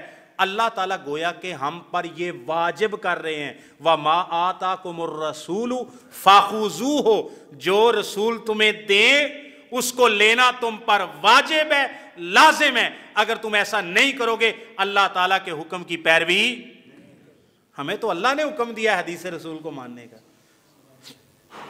یہ تو ہو گیا رسول اللہ جو دیں، جو حکم فرمائیں، چاہے وہ حکم کے ذریعے چاہے اپنے عمل کے ذریعے۔ رسول اللہ صلی اللہ علیہ وسلم، چلو مثالیں بھی ساتھ آتی جائیں۔ رسول اللہ صلی اللہ علیہ وسلم نے فرمایا سلو کما رأیتمونی صلی۔ سانوں کو پوچھے بھائی تسی نماز اینج کیوں پڑھ دے ہو، اونج کیوں نہیں پڑھ دے؟ چلو سوال ہے نا یار، نماز ہی چسی 2 سجدے کیوں کرنے ہیں، 3 کیوں نہیں کر دے؟ سجدہ کرنا کوئی گناہ دا کام ہے تو 3 سجدے کریے، تسبیحات زیادہ ہون گیاں، اللہ نو بندہ زیادہ یاد کرے گا۔ تے کسے پڑھے پھولے پاڑے مسلمان نو کوئی پوچھے بھائی ایک نماز کی 1 رکعت میں سوائے نماز خسوف وغیرہ کے، خسوف میں بھی سجدے تو خیر 2 ہی ہوتے ہیں، رکوع 3 اور 4 کا بھی ذکر ہے، تو 1 رکعت کے اندر آپ 2 سجدے کیوں کرتے ہیں؟ تو تہاڈا کی جواب ہوئے گا؟ دسو۔ قرآن نے کہا ہے کہ 1 رکعت میں 2 سجدے کرنے چاہیے، کہ قرآن کسی نے لبے آئے تو سان دسے نا۔ قرآن میں اللہ نے کہا ہے کہ ایک نماز کی 1 رکعت میں 2 سجدے ہیں، کہیں ملا ہے؟ تو پھر کیوں 2 سجدے کر دو 1 رکعت؟ اللہ کے پیارے رسول صلی اللہ علیہ وسلم نے اس طرح فرمایا۔ ہم رسول اللہ کو رسول مانتے ہیں، جب ان کو رسول مان لیا انہوں نے کہا سلو کما رأیتمونی اصلی، نماز ویسے پڑھو جیسے مجھے پڑھتے ہوئے دیکھتے ہو۔ ہم میں سے کسی نے رسول اللہ کو نماز پڑھتے ہوئے دیکھا ہے؟ نہیں۔ کنہوں نے دیکھا ہے؟ صحابہ نے بیان کیا آگے، تابعین کو، تابعین نے تبع تابعین کو، تبع تابعین نے اگلی نسل کو، امام بخاری تک سند پہنچی۔ حدثنا عبداللہ ابن یوسف عن مالک عن نافع عن ابن عمر عن رسول اللہ صلی اللہ۔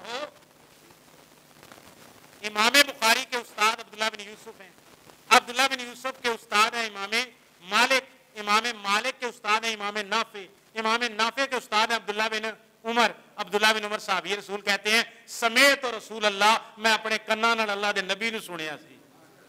گل سمجھ آئی بات؟ تو جب نبی پاک صلی اللہ علیہ وسلم سے اللہ تعالیٰ فرماتے ہیں وَمَا آتَاكُمُ الرَّسُولُ فَخُذُوهُ، جو رسول دیں وہ فَخُذُوهُ امر کا صیغہ ہے، کمانڈ دی جا رہی ہے۔ رسول اللہ کی حدیث کو لینا ہم پر کیا ہے؟ لازم ہے، فرض ہے، واجب۔ اگلی دوسری بات، ایک ہے رسول جو دیں، حکم دیں یا عمل کریں، ایک ہے رسول کو کسی چیز سے منع کر دیں۔ منع میں ایک منکر حدیث کی مثال بھی دوں گا، وَمَا نَهَاكُمْ عَنْهُ فَانْتَهُوا، اور جس سے رسول روکیں اس سے رک جاؤ۔ میں ایک چھوٹی سی مثال دیتا ہوں۔ جب آپ وضو کر لیتے ہیں نا، ہو سکتا ہے کم بندوں کو اس مسئلے کا پتہ ہو، اکثر کو ویسے پتہ ہی ہوگا، رسول اللہ صلی اللہ علیہ وسلم نے وضو کے بعد انگلیوں کو ایک دوسرے میں داخل کرنے سے، تشبیک بین الاصابع سے منع کیا۔ کس کے بعد؟ وضو کے بعد۔ نہ چاہتے ہوئے کبھی کبھار انسان کو نہیں علم رہتا، ہم یہ بھی نہیں کہتے کہ اس سے وضو ٹوٹ جاتا ہے۔ وضو کے بعد انگلیوں کو انگلیوں میں داخل کرنے سے رسول اللہ نے کیا کیا؟ یہ چھوٹی سی بات ہے۔ اب جس بندے کو پتہ نہیں ہے، ٹھیک ہے، اللہ تعالیٰ اتنا ہی کسی بندے پہ بوجھ ڈالتے ہیں جتنا اس کا علم ہوتا ہے۔ اب پتہ چل گیا تو میں نے ایسے وضو کے بعد انگلیاں ڈالیں کہ دم خیال آیا، وہ حدیث میں نے اپنی انگلیوں کو انگلیوں سے کیوں کیا؟ اللہ کے نبی نے منع فرمایا۔ کس وجہ سے کیا؟ کہ اللہ کے نبی نے منع فرمایا۔ رسول اللہ صلی اللہ علیہ وسلم کی ایک حدیث ہے، صحیح مسلم کے اندر موجود ہے، لعن اللہ آکل الربا وموکلہ وشاہدیہ وکاتبہ وقال ہم فیہ سواء۔ آپ نے فرمایا اللہ کی لعنت ہے سود کی وجہ سے 4 بندوں پر۔ آکلہ، سود کو لینے والا، وہ جو ساہوکار ہے نا، جو بینک ہے، بینکر ہے، وہ سود لینے والا ہے، سود کھانے والا ہے، اللہ نے سود کھانے والے پر لعنت کی ہے۔ وَمُوكِلَهُ، اور سود کھلانے والے پر بھی لعنت کی ہے۔ کھلانے والا کون ہوتا ہے؟ جن نے 1 لاکھ روپیہ قرض لیا سی تے لاکھ دے بدلے 1,25,000 واپس کر رہے، ایڑا 25,000 اتلا دے رہا ہے نا، یہ بندہ، یہ مزدوردار بندہ، یہ سود کھلان والا ہے۔ لاکھ تے واپس دیتا سو، نال 25,000 انہوں اتلا سود کھوان والا ہے۔ اللہ کے نبی نے لعنت کی سود کھانے والے پر، جو ساہوکار ہے، سود پہ پیسے لوگوں کو دیتا ہے، سیٹھ ہے۔ وَمُوكِلَهُ، اور سود کھلانے والا جو سود کی ادائیگی کرتا ہے۔ وَشَاهِدَيْهِ، اور سود کے معاملے پر جو 2 کیا بنتے ہیں؟ گواہ بنتے ہیں۔ وَكَاتِبَهُ، اور منشی صاحب جو سود کو لکھتے ہیں، حساب رکھتے ہیں اس کا۔ آپ نے فرمایا ہم فیہ سواء، یہ چارے کے چاروں بندے لعنت میں اور گناہ کے اندر برابر ہیں۔ کیا ہیں؟ جاوید احمد غامدی، انہاں نال صاحب لا دیں، جاوید احمد غامدی ایک بندہ ہے، میں نے اس کو لقب دیا ہے دور حاضر کے معتزلہ کا امام۔ بندے کہتے ہیں یہ غامدی میں کیا مسئلہ ہے؟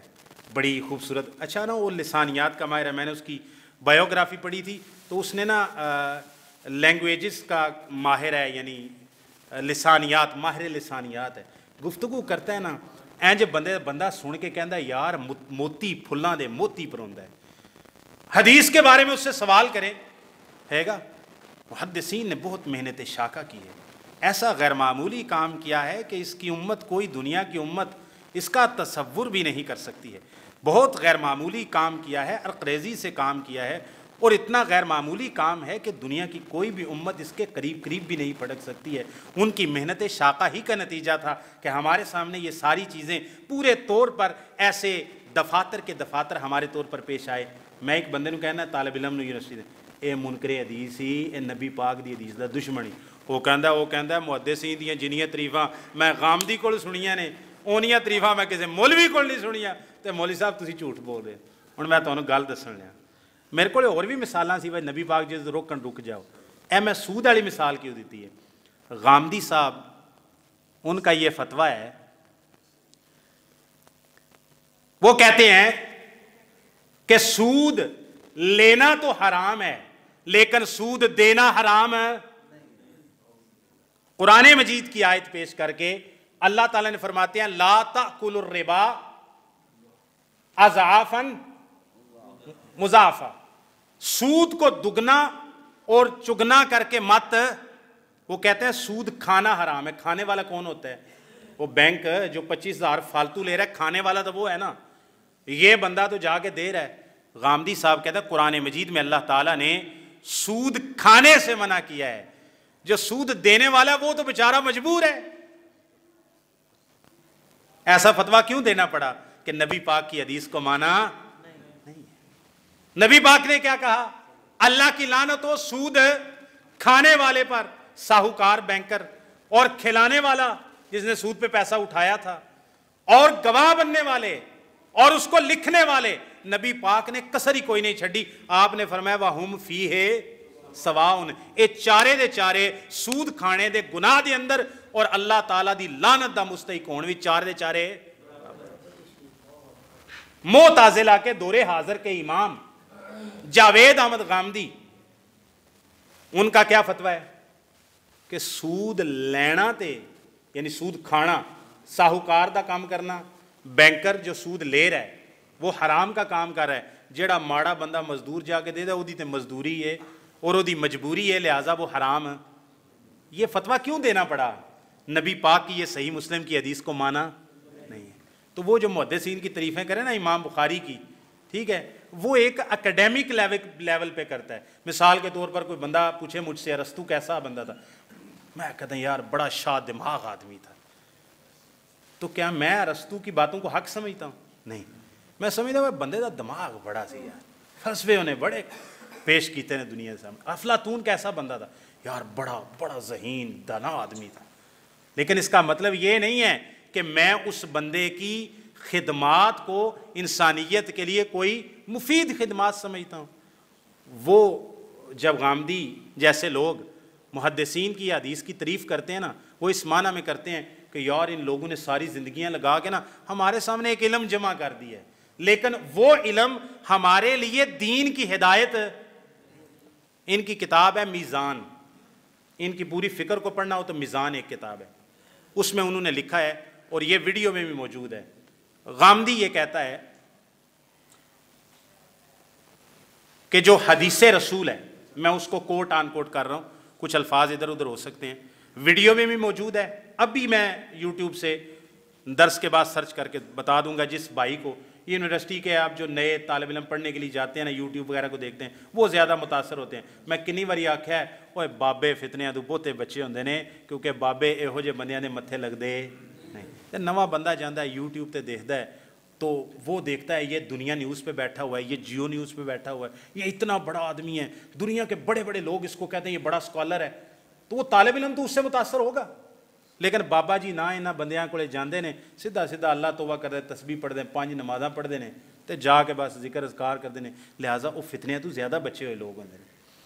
غامدی کے الفاظ ہیں، کہتے ہیں حدیث رسول سے، حدیث سے کوئی دین، کوئی عقیدہ، کوئی عمل ثابت نہیں ہوتا ہے۔ یہ لفظ ہیں اس کے، یہ میزان کتاب میں بھی لکھے ہیں اور یہ اس کی تقریر اور اس کی ویڈیوز کے اندر بھی موجود ہے۔ ابھی اس کا داماد ہے حسن الیاس، پاکستان آئے، غامدی پاکستان آئے ہے، بڑے عرصے بعد آیا ہے، ٹھیک ہے، اور اس کا داماد بھی آیا ہوا ہے۔ یہ دنیا نیوز پر، یہ جیو نیوز پر کہیں اس کا پوڈ کاسٹ ہو رہا تھا کسی کے ساتھ، بار یوٹیوب پہ میں نے دیکھا، تو ان سے پوچھا کہ یہ حدیث کے بارے میں آپ کا کیا خیال ہے؟ اس نے کہا حدیث کی کوئی دینی حیثیت نہیں ہے۔ حسن الیاس نے، اس کا داماد بھی ہے، اس کے شاگرد بھی ہے۔ اس نے، بندے نے آگے سے سوال کیا حدیث کے بغیر تو ہم چل ہی نہیں سکتے۔ وہ وینکر کہتا ہے حدیث کے بغیر تو ہم چل نہیں سکتے۔ کہتا ہے حسن الیاس غامدی کا شاگرد کہتا ہے آپ کوئی مثال دیں کہ ہم حدیث کے بغیر نہیں چل سکتے، کوئی ایک مثال۔ وہ اینکر نے وہی مثال دی جو عام ہر مسلمان بندہ دیتا ہے، ٹھیک ہے۔ اس نے کہا بھائی دیکھیں اب نماز کا ذکر قرآن میں اقیموا الصلاۃ تو آیا ہے، لیکن یہ جو نماز ہے اس کا طریقہ تو قرآن میں، تو حدیث کے بغیر تو ہم نماز بھی نہیں پڑھ سکتے۔ اس نے پتہ کیا جواب دیا؟ اس نے کہا مجھے دین کے لیے، نماز کے لیے کسی حدیث کی ضرورت نہیں ہے۔ آگے سے اس بندے کو، چونکہ اس کا علم نہیں تھا اینکر کا، وہ دین کے بارے میں نہیں جانتا تھا، کسی عالم کے سامنے بیٹھ کے یہ بات کرتا تو اس کو بندہ جواب دیتا. اس نے پتا کیا جواب دیا؟ اس نے کہا مجھے یہ بتائیں آپ نے یہ جو نماز ہے یہ حدیث کی کتاب سے سیکھی ہے یا آپ نے مسجد میں جا کے مولوی صاحب سے اور اپنے والدین سے سیکھی ہے؟ دیکھی چلاکی بندے دی. کہتا ہے یہ نماز آپ نے حدیث کی کتاب بخاری کھول کے سیکھی ہے یا آپ نے مسجد میں جا کے مولوی صاحب سے اور یا اپنے والدین سے سیکھی ہے؟ اس نے کہا نماز کا حدیث سے کوئی تعلق نہیں ہے, نماز امت کے اندر تواتر عملی کے ساتھ جاری ہو رہی ہے. کس سے؟ یعنی امت کو سینہ بسینہ اور عملی طور پر ایک نسل دوسری نسل کو, یہ ان کا بڑا شبہ ہے. میرا اس پر سوال ہے, اگر نماز تواتر عملی کے ساتھ حدیث کا کوئی تعلق نہیں ہے سائڈ پہ کر دو.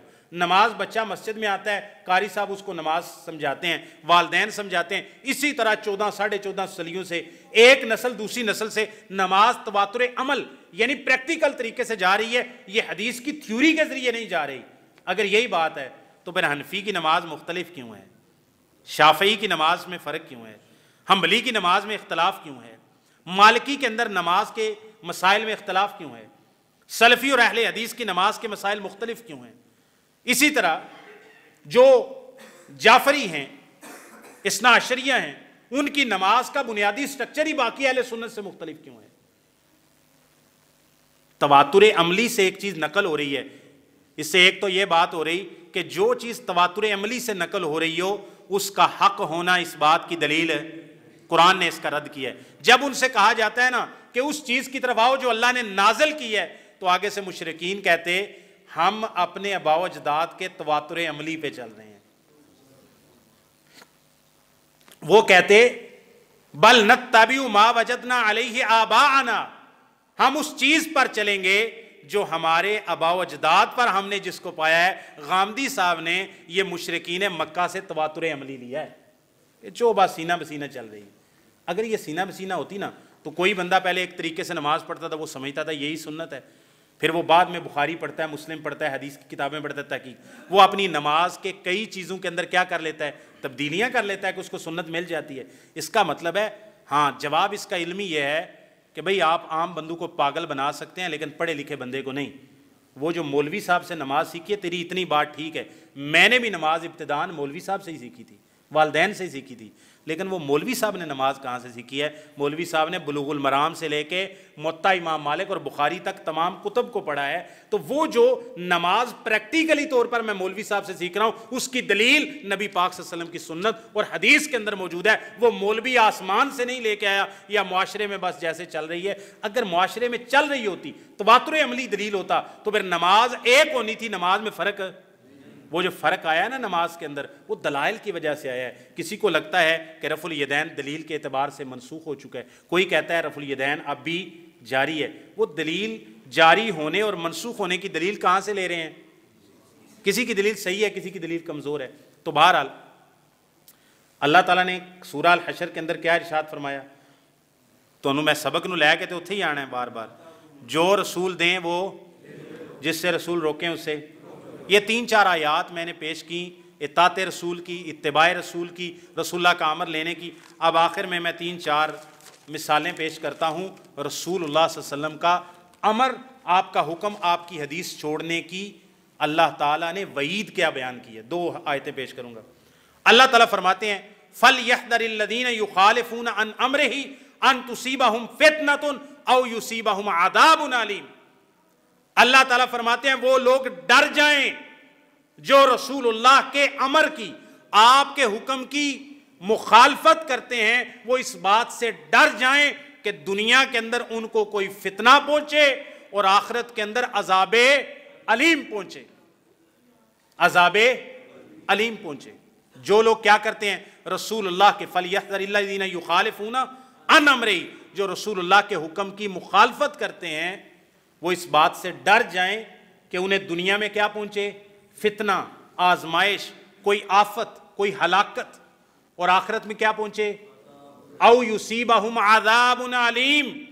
پھر ہمارا سوال ہے, اگر نبی پاک کا حکم, آپ کی حدیث, آپ کی بات, آپ کا قول, اگر وہ دین میں حجت نہیں ہے, اللہ تعالیٰ اس کی مخالفت کرنے کے اوپر دنیا میں فتنہ اور آخرت میں عذاب علیم کی اللہ تعالیٰ وعید کیوں سنا رہے ہیں؟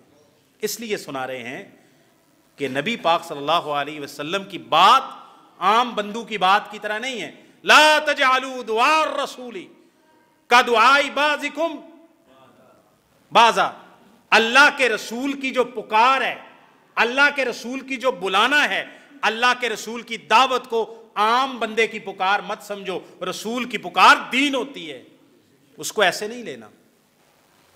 اللہ کے رسول کی جو مخالفت کرتے ہیں نا، انہیں اس بات سے ڈر جانا چاہیے کہ انہیں دنیا میں کیا ملے؟ فتنہ، اور آخرت میں کیا ملے؟ حدیث رسول کا جو بندہ انکار کرتا ہے، قول رسول کا انکار کرتا ہے، دنیا میں فتنوں کا شکار ہوتا ہے اور آخرت میں عذاب علیم کا. اللہ تعالی ہمیں اس سے عافیت عطا فرمائے، اللہ تعالی ہمیں اس فتنے سے بچائے. دوسری آیت کریمہ اللہ تعالی فرماتے ہیں فَلَا وَرَبِّكَ لَا يُؤْمِنُونَ، تیرے رب کی قسم ہے. دیکھو نبی پاک دی گل ہے نا، آپ کے قول اور فعل کی حجیت اور آپ کے فیصلے کی حجیت کی بات تھی. اللہ نے قسم بھی نبی پاک نو مخاطب کر کے اٹھائی. فَلَا وَرَبِّكَ، تیرے رب کی قسم ہے نبی، تیرے رب دی قسم. اللہ تعالیٰ یہ بھی کہتے نا میری قسم، آسمان و زمین کے رب کی قسم، جو اللہ نے اٹھائی بھی ہے. یہاں بات نبی پاک کے فیصلے کی تھی. آپ اس نقطے کو سمجھیں. اللہ نے کہا فَلَا وَرَبِّكَ، اے میرے سونے میرے پیارے تیرے رب دی قسم. اللہ اپنی قسم اٹھا رہا ہے. آگے چونکہ فیصلہ نبی پاک کا ذکر ہونا ہے، اللہ تعالیٰ نے مخاطب رسول اللہ کو کہا فَلَا وَرَبِّكَ لَا يُؤْمِنُونَ، تیرے رب کی قسم یہ مومن نہیں ہو سکتے حَتَّى يُحَكِّمُوكَ فِي مَا شَجَرَ بَيْنَهُمْ ثُمَّ لَا يَجِدُوا فِي أَنفُسِهِمْ حَرَجًا مِّمَّا قَضَيْتَ وَيُسَلِّمُوا تَسْلِيمًا. اے میرے نبی تیرے رب کی قسم یہ اس وقت تک مومن ہو ہی نہیں سکتے جب تک اپنے ہر جھگڑے میں آپ کو حاکم فیصل تسلیم نہیں کر لیتے. اور جب آپ کوئی فیصلہ کر دیں اس کے بعد ظاہری طور پر تو ماننا ہی ہے، اپنے دل کے اندر ذرا برابر آپ کے فیصلے میں کوئی میل بھی نہ پائے. نبی پاک کا فیصلہ صرف ظاہر میں تسلیم نہیں کرنا کہ اللہ کے نبی نے آپ نے کہہ دیا کہ فلاں بندے سے میں نے پیسے نہیں لینے، میں نہیں لیتا، لیکن دل کے اندر اگر میل آ گئی ایمان تب بھی ضائع ہو گیا. اللہ نے شرط لگائی. نبی پاک کی حدیث کو معمولی بات نہیں ہے، رسول ہے نبی پاک. فَلَا وَرَبِّكَ لَا يُؤْمِنُونَ، تیرے رب کی قسم وہ مومن نہیں ہے حَتَّى يُحَكِّمُوكَ، یہاں تک کہ آپ کو حاکم بنا لیں فِي مَا شَجَرَ بَيْنَهُمْ، جو ان کے درمیان کیا ہو جائے؟ جھگڑا ہو جائے. اگر نبی پاک کی حدیث قول فعل تقریر سنت اگر یہ حاکم نہیں ہے، اگر اس کی حجیت نہیں ہے، اگر دین میں اس کی شرعی حیثیت نہیں ہے، قرآن ہی صرف کافی ہے، تو نبی پاک صلی اللہ علیہ وسلم کا فیصلہ اللہ تعالیٰ قسم اٹھا رہے ہیں کہ جو نبی پاک کا فیصلہ نہ مانے وہ مومن نہیں ہو سکتا. ایمان سے خارج کیوں قرار دیا جا رہا ہے اگر نبی پاک کا فیصلہ شریعت میں حجت ہی نہیں ہے؟ یہ قرآن کی آیت ہے. پھر ثُمَّ لَا يَجِدُوا فِي أَنفُسِهِمْ حَرَجًا، جو آپ نے فیصلہ کر دیا، اللہ تعالیٰ فرماتے ہیں فیصلہ مان لیں، حاکم بنا لیں.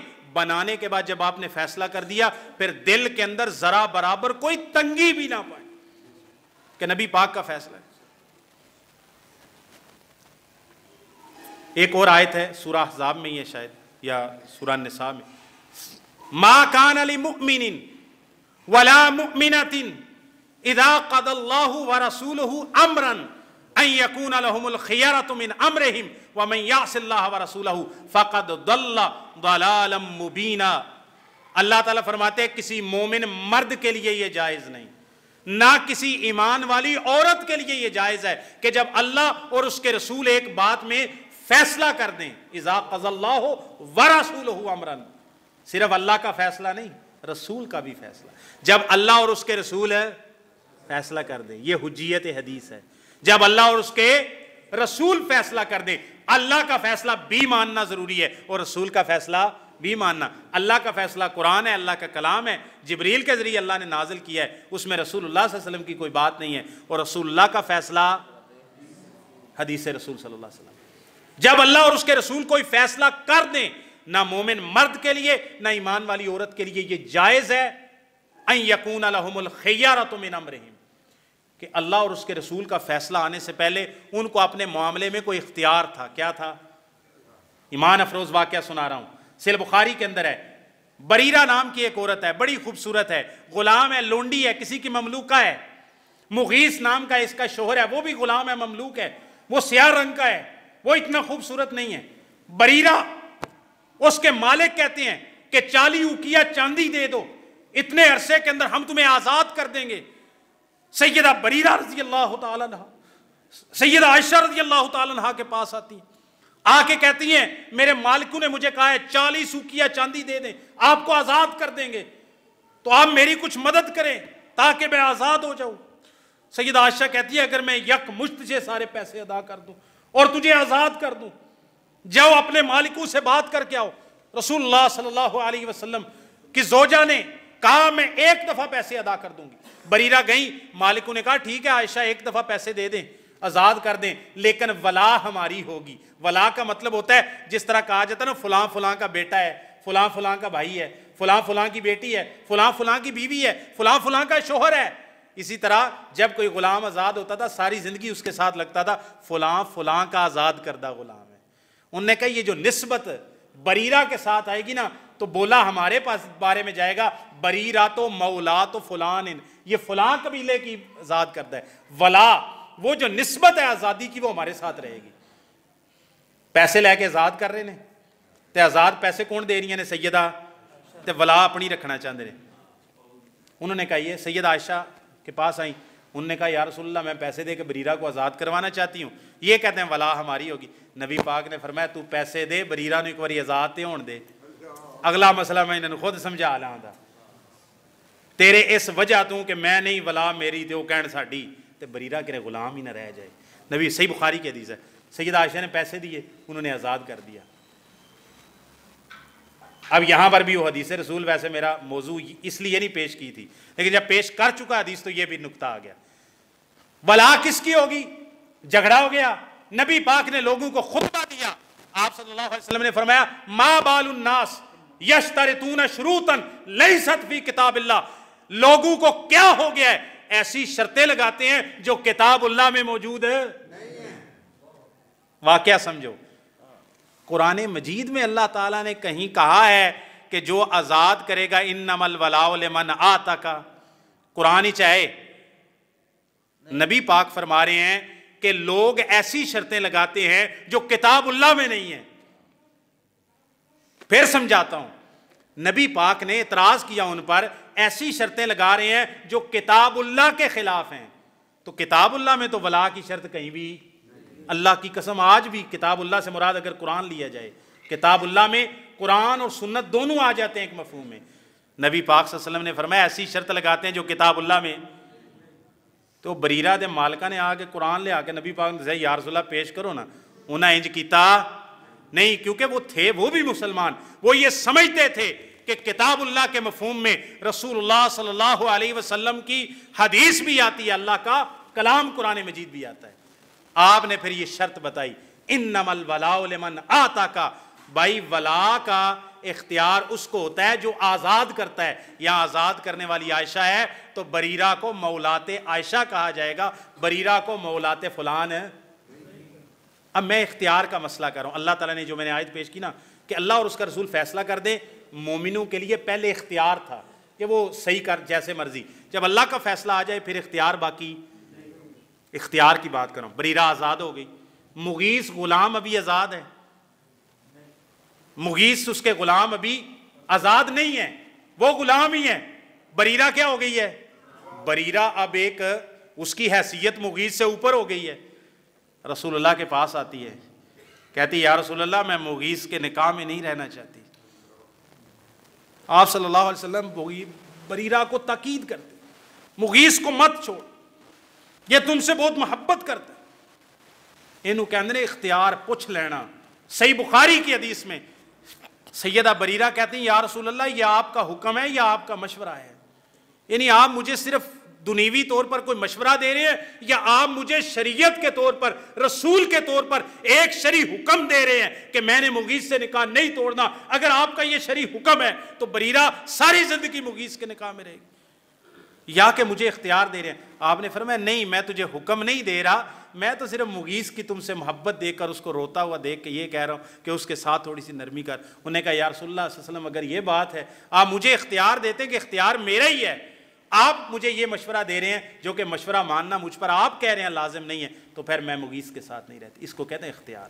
جب اللہ اور اس کے رسول نے اختیار کو ختم کر دیا، یہاں بریرہ کا اختیار ختم ہے، چاہے تو مغیث کے نکاح میں رہے اور چاہے تو مغیث کو، نبی پاک نے میں اختیار تیرا ہے۔ جب اللہ اور اس کے رسول اختیار کو ختم کر دیں، اللہ تعالیٰ فرماتے ہیں وَمَن يَعْصِ اللَّهَ وَرَسُولَهُ فَقَدْ ضَلَّ ضَلَالًا مُبِينًا۔ جب اللہ اور اس کے رسول فیصلہ کر دیں، پہلے اختیار تھا، اللہ تعالیٰ نے اور اس کے رسول نے فیصلہ کر کے اختیار کو ختم کر دیا، اب جو اللہ کی مخالفت کرے گا اور رسول اللہ کی کیا کرے گا؟ مخالفت کرے گا، اس کو کیا ہوگا؟ فَقَدْ ضَلَّ ضَلَالًا مُبِينًا، وہ بہت دور کی گمراہی میں، کدھر؟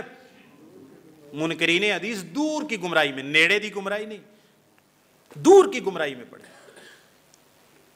ایک مثال ہے آخر میں جیڑی میں گل کہنا نا وہ میں لازمی کہنا آخر، تاکہ تسی اور 5 منٹ اور کٹ جو، 5 منٹ بعد میں پھر آنا ہے، پھر آخر میں پھر 5 منٹ کردیاں جناب، یہی ہوں طریقہ ہوں ہے نا، ٹھیک ہے۔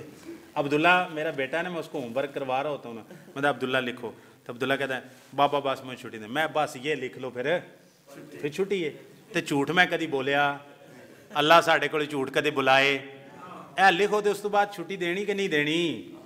تے گل ہے آخری ہے، گل ہے آخری ہے، تے سو ہاتھ رسا تے سرے تے گنڈ۔ اچھا ایک مثال ہے، مثال یہ ہے آخر میں منکرین حدیث سب سے بڑا جو اعتراض پیش کرتے ہیں نا، میرا ارادہ تھا کہ میں ان کے اعتراضات اور شبہات کے جواب بھی دوں گا، لیکن ظاہر ہے وقت مختصر ہوتا ہے، پھر کبھی۔ ان کا ایک بڑا اعتراض جو عام بندے پیش کرتے ہیں، گجرات میں ایک حکیم ہے، میرا اس کے ساتھ ملاقات ہو گئی، ایسے ہی ایک اور حکیم صاحب نے ملاقات کی، اس نے کہا جی قرآن جو ہے حدیث حجت نہیں ہے، فلاں فلاں لکھی ہوئی نہیں تھی۔ کیا کہتے ہیں؟ حدیث لکھی گئی ہے 100 سال بعد، 200 سال بعد، لہٰذا جو چیز لکھی ہوئی نہ ہو وہ حجت ہے۔ سب سے پہلا اور بنیادی اعتراض وہ کریں گے، دیکھیں بخاری 200 سال بعد لکھی گئی، 250 سال بعد لکھی، عام بندوں کو، حالانکہ یہ بات سچ نہیں ہے، اور بخاری 200 سال بعد لکھی گئی، حدیثیں نبی پاک کے زمانے میں لکھی ہوئی موجود تھی۔ لیکن اگر کوئی ایسا بھی کہے حدیث حجت کیوں نہیں ہے؟ کیونکہ حدیث لکھی ہوئی نہیں ہے۔ اگر حدیث بھی قرآن کی طرح حجت ہوتی تو نبی پاک صلی اللہ علیہ وسلم اس کے بھی لکھنے کا اہتمام کرتے، جیسے تیرے کاتبین وحی سے قرآن لکھوایا ہے۔ ہم کہتے ہیں آپ قرآن کو مانتے ہیں، ان سے سوال کرنا ہے آپ قرآن کو مانتے ہیں؟ وہ کہیں گے مانتے ہیں۔ اس کا مطلب ہے دین میں حجت صرف قرآن ہے؟ وہ کہیں قرآن ہے۔ آپ کہیں بسم اللہ کی با سے لے کر والناس کی سین تک آپ نے یہ قانون جو بتایا ہے کہ حجت صرف وہ چیز ہوتی ہے جو لکھی ہوئی ہو، اے قرآن وچ وکھانا جے بھائی جیڑی شے لکھی ہوئی نہ ہوئے او حجت، بھائی اسی تے تواڈے نال تے فیصلہ اسی قرآن دی روشنی وچ کرنا ہے۔ تو قرآن میں اللہ تعالیٰ نے کہاں کہا ہے کہ صرف اس کو مانو جو لکھا ہوا ہے، جو لکھا ہوا نہیں ہے وہ حجت ہے؟ ایک سادی مثال آپ کو دے کے اجازت چاہتا ہوں۔ موسیٰ علیہ السلام نے جان دے ہو، موسیٰ علیہ السلام دا بنی اسرائیل تو لکھنا نکلنا بھی جان دے ہو، تے فرعون دا تباہ ہونا بھی جان دے ہو، تے بنی اسرائیل دا وادی تی وچ جانا بھی جان دے ہو، تے موسیٰ علیہ السلام دا کوئی تور تے جانا بھی پتہ جے۔ ہن میں تانوں گل دسن لیا، یہ کہتے ہیں لکھی ہوئی شے حجت ہوندی ہے۔ میں شروع چ لفظ بولیا ہے منکرین حدیث نہ کہو، ان کو منکرین رسول کہو۔ یہ موسیٰ علیہ السلام کو رسول ہی نہیں مانتے۔ موسیٰ علیہ السلام آئے، قرآن مجید میں آگ کا ذکر ہے، موسیٰ علیہ السلام اپنے بیوی کو لے کے آ رہے تھے، وہاں پر آگ نہیں ہے، یہاں پر اللہ تعالیٰ کا جلوہ ہے۔ موسیٰ علیہ السلام کو نبوت وہاں سے مل گئی، موسیٰ علیہ السلام آ گئے، تبلیغ شروع کر دی، جادوگروں کو ہرا دیا، فرعون تباہ ہو گیا، فرعون نے موسیٰ علیہ السلام کا پیچھا کرنا شروع کیا، موسیٰ علیہ السلام چلے، بنی اسرائیل پار کر گئے، فرعون ڈوب گیا، وادی تی میں پہنچ گئے، من و سلوہ اتر گیا، اتنا زمانہ گزر گیا، ابھی تک توریت اتری۔ اللہ تعالیٰ قرآن مجید میں ارشاد فرماتے ہیں ہم نے موسیٰ علیہ السلام کو تورات عطا کی، اس کے بعد کہ ہم نے بہت سارے قرون کو ہلاک کر دیا۔ موسیٰ علیہ السلام پر جو چیز لکھی ہوئی نہ ہو، جو کتاب کی صورت میں جبریل لے کے آئیں، اگر صرف وہ حجت ہے، موسیٰ علیہ السلام کس دلیل کی بنیاد پر فرعون کو تبلیغ کر رہے تھے؟ کیونکہ توریت تو ابھی آئی۔ یہ بڑی موٹی جی گل جی سمجھنے والی۔ तुरैत अभी तक आई, मूसा अलैहिस्सलाम के पास कोई और सहीफे आए, कोई लिखी हुई बात आई। मूसा अलैहिस्सलाम पर जो वही आ रही थी उस वही को कहते हैं वही खफी। अभी जाहिरी वही तुरैत की सूरत में नहीं आई। मूसा अलैहिस्सलाम तबलीग भी कर चुके, जादूगर हार के ईमान भी ला चुके, जादूगरों को सूलियां भी दी जा चुकी, बनी इसराइल का कत्लो गारत भी हो गई और फिरौन हलाक भी हो गया, वादिये ती में भी आ गए, मन्नो सलवा भी उतर गया। उसके बाद 40 रातों का अल्लाह ताला ने मूसा अलैहिस्सलाम से ये सब कुछ होने के बाद 40 रातों का वादा किया। तो मूसा अलैहिस्सलाम कोहे तूर पे गए तो फिर तुरैत लेके वापस आए, और वापस आए तो उम्मत सारी बछड़े की पूजा में मुब्तला हो चुकी थी। वो जो इतनी तबलीग मूसा अलैहिस्सलाम पहले करते रहे हैं और फिरौन के सामने जाके कहते रहे हैं फाराहुल आयतल कुबरा, ये भी कुरान से साबित हो रहा है। तुरैत अभी आई नहीं, और अल्लाह ताला कुरान में कहते हैं ए नबी आपको पता है मूसा अलैहिस्सलाम का वाकया, हल अता का हदीस मूसा, मूसा अलैहिस्सलाम की बात आई है जब हमने उससे कहा कि आप इज़हब इला फिरौना इन्नहु तगा, फिरौन के पास जाओ बड़ा सरकश हो गया है। मूसा अलैहिस्सलाम उसके पास गए, कुरान कहता है फ़अराहुल आयतल कुबरा, बड़ी निशानी, बहुत बड़ी निशानी दिखाई। वो बड़ी निशानी तुरैत से पहले क्या थी? आपको अगर ये बात समझ आ जाए ना मूसा अलैहिस्सलाम के वाक़े में भी, तो आपको ये बात समझ आ जाएगी नबी रसूल पर अल्लाह ताला दो चीज़ें नाजिल करता है। एक को अल्लाह ताला ने कुरान मजीद के अंदर वयुअल्लिमुहुमुल किताब वल हिकमा, एक किताब जिसको हम कुरान मजीद के नाम से जानते हैं, और दूसरी होती है हिकमत, और हिकमत का माना है सुन्नत और हदीस। कुरान जिस तरह हुज्जत है इसी तरह सुन्नत हुज्जत है। कुरान के बगैर, हदीस के बगैर कुरान को समझा नहीं जा सकता। जो हम अपनी मस्जिद के मौलवी साहब से नमाज सीखते हैं, इस नमाज की दलील मौलवी साहब का फरमाना नहीं होता, बल्कि इसकी दलील भी कहाँ होती है? हदीस के अंदर होती है। मौलवी साहब वहाँ से पढ़ के हमें सुना रहे होते हैं। अगर मौलवी साहब अपने सीना बसीना सुनाएं तो मौलवी साहब के कहे को हम दीन मानते नहीं हैं। ये बहुत सारी बिखरी बातें कुछ बताई थी। फितना